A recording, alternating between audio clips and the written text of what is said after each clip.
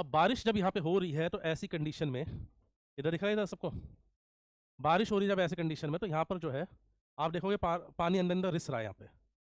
हो रहा है लीकेज कि नहीं हो रहा है इसका? अब अंदर ही अंदर जब इस पानी का रिसाव ऐसे हो रहा है तो क्या होगा, पानी अंदर अंदर बहता रहेगा और जहाँ जहाँ पे भी लाइम स्टोन था उस सबको बहा के घोल के डिजोल्व करके ये आगे ले जाएगा। अब अंदर से ये जो स्ट्रक्चर है ये बहुत ज़्यादा खोखला हो जाएगा और ये जो एरिया है यहाँ पे कई सारी ब्लाइंड वैली बन जाएंगी। ये कई कई 100 किलोमीटर तक फैला हो सकता है ये एरिया ऐसा, जिसका आपको अंदाजा भी नहीं होगा।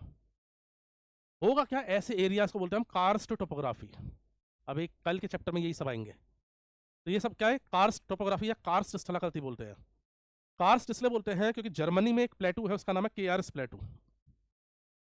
तो बोला जाता है कि सबसे पहले ऐसा स्ट्रक्चर वहां पे डिस्कवर हुआ था और उस केआरएस प्लेटू को ही प्रोनाउंस कर दिया कार्स्ट प्लेटू करके। तो ऐसा स्ट्रक्चर कहीं पे मिला तो नाम दे दिया उसको कार्स्ट टोपोग्राफी। ठीक है, उसको नाम दे दिया हमने कार्स्ट टोपोग्राफी। अब ये जो एरियाज है ये ऐसे एरियाज होते हैं, ये हाइडआउट्स होते हैं, जैसे इंडिया के नॉर्थ ईस्टर्न एरियाज में और इधर हिमालयन रीजन में कई जगह पे ऐसी अंडरग्राउंड जो है वैलीज हैं, अंडरग्राउंड ऐसे रास्ते हैं जहाँ से एक जगह से दूसरी जगह लोग मूव कर सकते हैं, जा सकते हैं।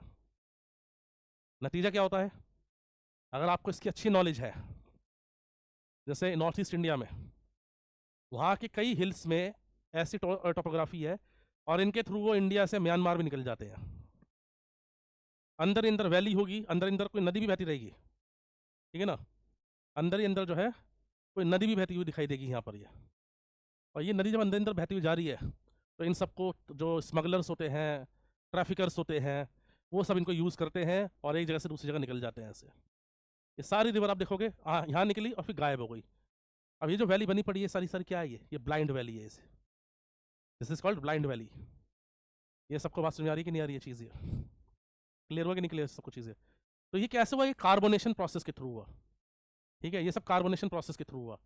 अभी बीच में लास्ट ईयर या पिछले से पिछले साल इधर साउथ ईस्ट एशियन रीजन में कोई कंट्री थी, वहाँ पे भी ऐसा हुआ था कि कुछ टूरिस्ट स्कूबा डाइविंग करने के लिए गए और वो ऐसे ही किसी गुफा में फंस गए थे, तो बड़ी मुश्किल से उनको निकाला गया था। ठीक है ना, बड़ी मुश्किल से उनको निकाला गया था। आ रही बात समझ कि नहीं आ रही सब कुछ चीज़ ये? तो कार्स्ट टोपोग्राफी किससे होगा, ये भी कार्बोनेशन के प्रोसेस से होगा। ये भी किससे होगा, कार्बोनेशन प्रोसेस के थ्रू होगा। तो पहला हमने देखा ऑक्सीडेशन, दूसरा देखा हमने कार्बोनेशन। ठीक है ना, ऑक्सीडेशन अगेन आपको नॉर्थ ईस्ट इंडिया में ह्यूमिडिटी ज़्यादा होती है। अगर भारत के पूर्वोत्तर राज्यों में जाओगे, ईस्टर्न साइड में जाओगे तो ह्यूमिडिटी बढ़ना स्टार्ट हो जाएगी। ठीक है, अब ऐसी कंडीशन में वहाँ पे आप देखोगे, जैसे मान लो आप वेस्ट बंगाल चले गए, नॉर्थ ईस्ट इंडिया चले गए, तो हमारे एटमॉस्फेयर में ज़्यादा ह्यूमिडिटी होने के कारण कपड़े भी आसानी से नहीं सूखेंगे। चीनी का डब्बा तुमने रखा हुआ है, उसमें चीनी सील जाएगी, बिस्किट रखे बिस्किट सील जाएंगे। तो लोगों को एकदम एयर टाइट कंटेनर्स यूज़ करने पड़ते हैं। और कई बार कपड़े वपड़े जब सुखाने हैं तो उस टाइम पे अपने कमरे में कपड़े रख के और उसके बाद हीटर वीटर चलाते हैं ताकि थोड़ी ड्राइनेस रहे कमरे में। ठीक है, तो वहाँ पे नॉर्थ ईस्ट इंडिया में अगर आप देखोगे तो अगर मान लो कोई रॉक है और मान लो आप ट्रैकिंग पे गए, ट्रैकिंग समझते हैं सब लोग, ट्रैकिंग पे गए और वाइट टी शर्ट पहनी हुई थी आपने। अब ट्रैकिंग पे तो तुम जानते ही हो कि भाई चट्टान से इधर से उधर से कैसे लोटपोट होते हुए निकलना पड़ता है एकदम ही। या ज़्यादा एडवेंचरस थे तो अंदर अंडरग्राउंड केव्स में चले गए, वो चट्टानों का सारा रंग तुम्हारे कपड़ों पर लगेगा, तो तुम्हारी शर्ट जो है रेडिश या ऑरेंज कलर की दिखाई देगी, क्योंकि सारा जंग जो तुम्हारी टी शर्ट पर लगा हुआ होगा। जैसे नैनीताल में, नैनीताल गया कोई यहाँ से, कौन कौन गया है नैनीताल?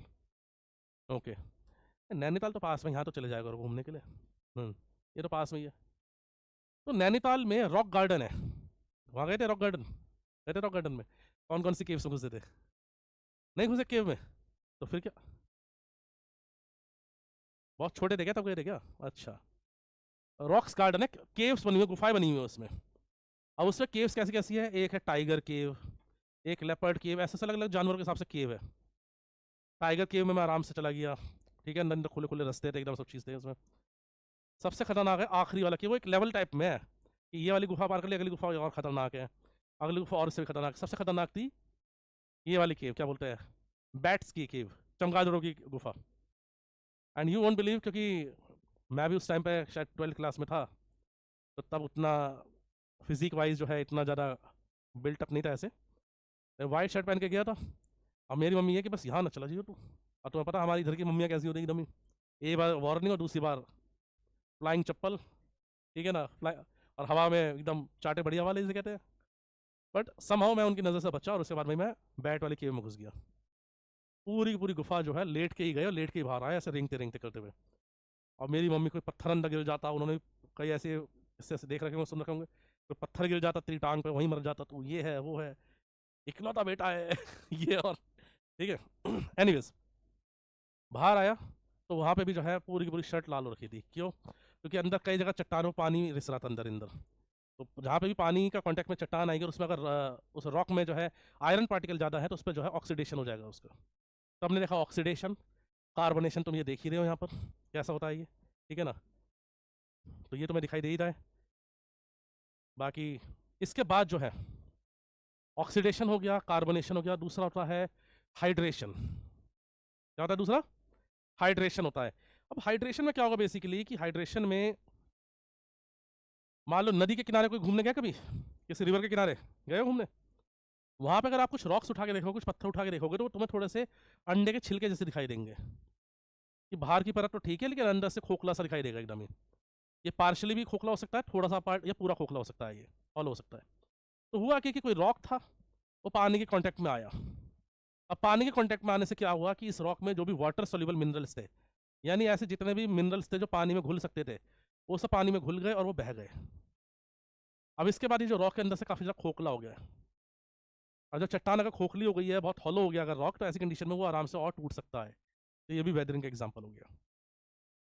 ये बात समझ आई कि नहीं? सब कुछ चीज़ें। फिर आता है बायोलॉजिकल वेदरिंग। बायोलॉजिकल वेदरिंग सबसे खतरनाक है। इसको मैंने बायोलॉजिकल वेदरिंग को मैंने समझा जब मैं खुद 5वीं या 6ठी क्लास में था, या मान लो 7वीं 8वीं में होऊंगा। खुद भुक्त भोगी हूँ मैं बायोलॉजिकल वेदरिंग का। कभी कभी लगता है कि मतलब कि मेरा जन्म हुआ ही था ज्योग्राफी पढ़ाने के लिए। तो लाइफ के ही कई सारे किस्से हैं ऐसे। तो बायोलॉजिकल वेदरिंग होती है फ्लोरा फौना के एक्शन से। किसके एक्शन से? फ्लोरा फौना के एक्शन से होती है।